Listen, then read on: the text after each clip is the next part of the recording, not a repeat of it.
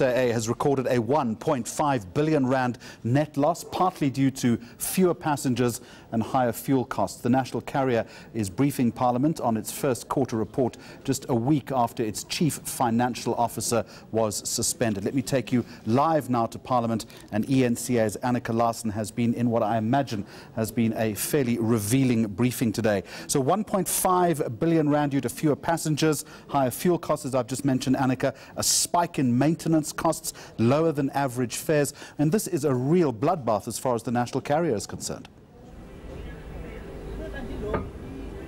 It's dire, Jeremy. I mean, as one of the SAA executives said, we are paying for the sins of our forefathers. We are hemorrhaging customer numbers. And just to give you some idea, international numbers on those international flights down 9% and regionally down 16%. Now that all translates into 91 million down in regional sales, and international sales down by 816 million.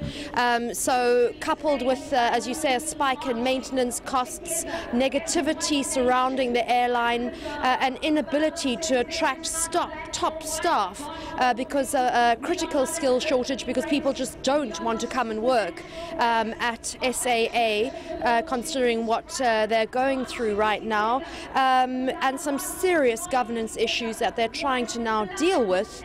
It's not looking good for the national carrier at all. Jeremy, let me just say up front that there's seems to be an evangelical Christian group outside wanting to save most of our souls here. And it's very, very noisy, so just pardon me if you can hear a lot of noise in the background. We can, Annika, and we shall press on nonetheless. What is also very disturbing, dig down a little into the briefing today, and the chief executive saying a major problem at the airline is the inability of management to implement strategy, losing market share to some of the big players like Emirates, Turkish and Qatar Airways. But it's that inability of management to implement strategy that would be of most concern. What in particular is the problem there?